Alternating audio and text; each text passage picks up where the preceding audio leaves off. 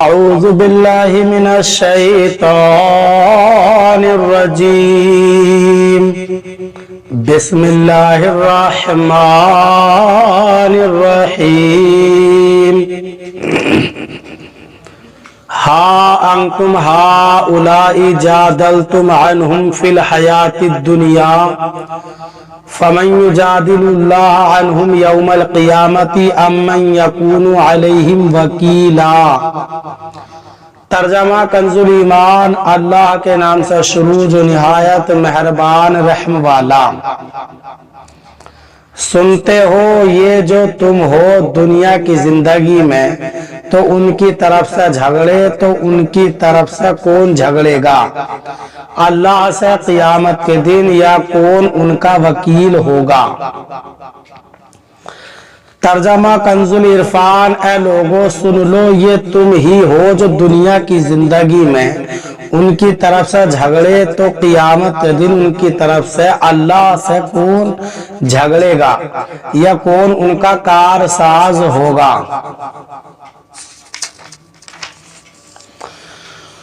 ہا انتم ہؤلاء جادلتم عنہم فی الحیات الدنیا. سن لو یہ تم ہی ہو جو دنیا کی زندگی میں ان کی طرف سے جھگڑے.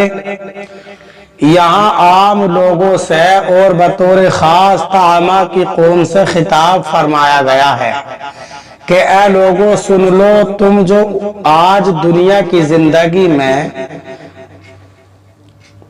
ان خیانت کرنے والوں کی طرف سے جھگڑتے ہو تو جب قیامت کے دن خیانت کرنے والا مجرم اللہ تعالیٰ کی بارگاہ میں پیش ہوگا اور اللہ تعالیٰ اس کے عذاب کا فیصلہ فرما دے گا تو اس وقت کون ان کی طرف سے اللہ تعالیٰ سے جھگڑے گا یا کون ان کا وکیل و کارساز ہوگا.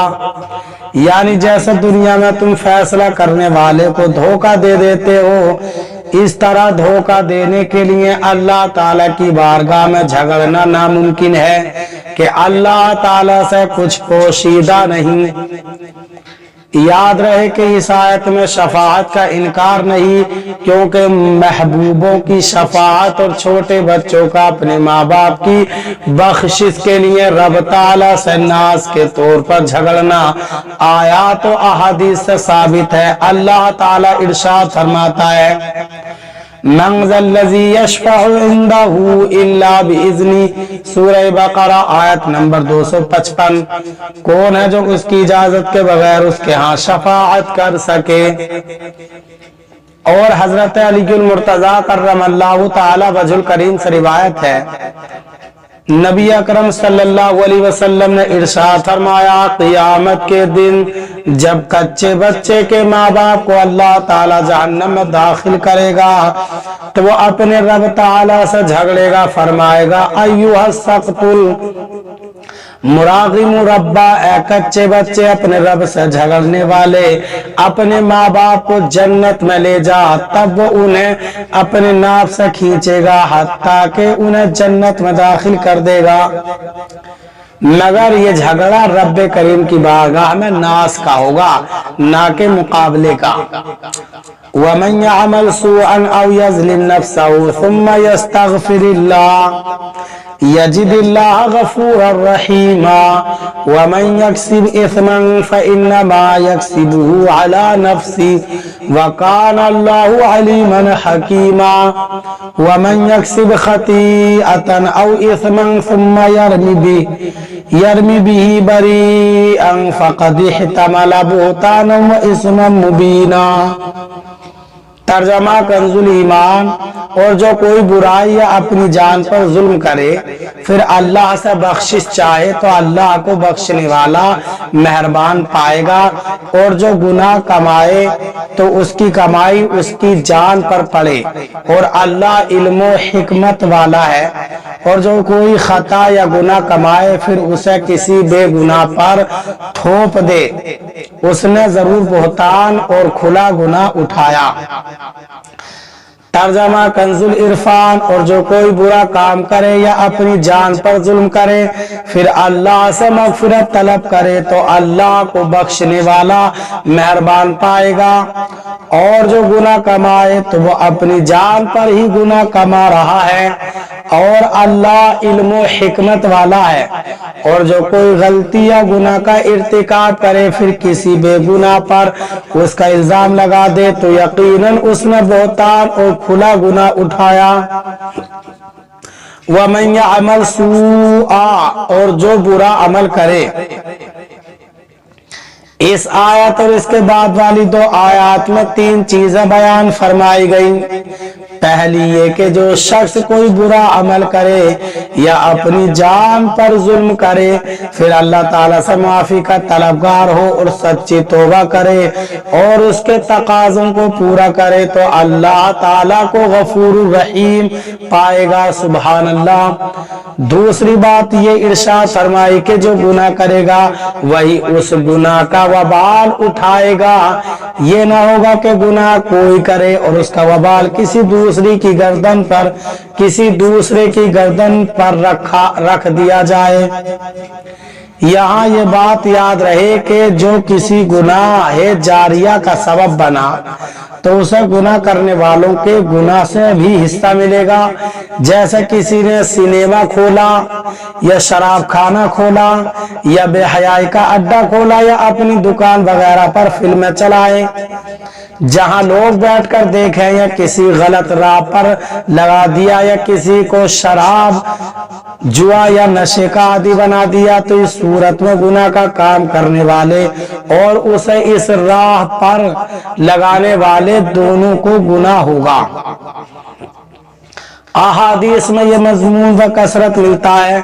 चुनांचे इनमें से 4 अहादीस दर्जे झेल हैं। एक हजरत अब्दुल्ला बिन मसऊद रदी अल्लाह ताला अन्हु से रिवायत है, नबी करम सल्लल्लाहु अलैहि वसल्लम ने इरशाद फरमाया, हर वो जान जिसे जुल्मन कत्ल किया जाए तो उसके खून का गुनाह हजरत आदम अलैहिस्सलातु वस्सलाम के पहले बेटे पर होगा क्योंकि उसने कत्ल का तरीका निकाला।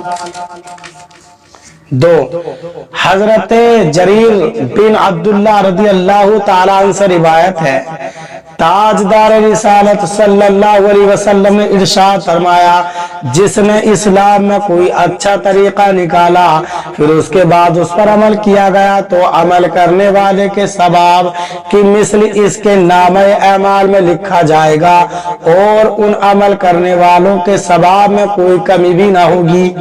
और जिसने इस्लाम में कोई बुरा तरीका जारी किया फिर उसके बाद उस पर अमल किया गया तो अमल करने वाले के गुनाह की मिस्ल गुनाह उसके नामे अमाल में लिखा जाएगा और इन अमल करने वालों के गुनाह में भी कोई कमी ना होगी। 3 हजरत अबू मसऊद अंसारी रदी अल्लाह ताला अन्हु से रिवायत है, रसूलुल्लाह सल्लल्लाहु अलैहि वसल्लम ने इरशाद फरमाया, जिसने किसी भलाई के काम पर रहनुमाई की तो उसके लिए वो काम करने वाले की तरह सवाब है।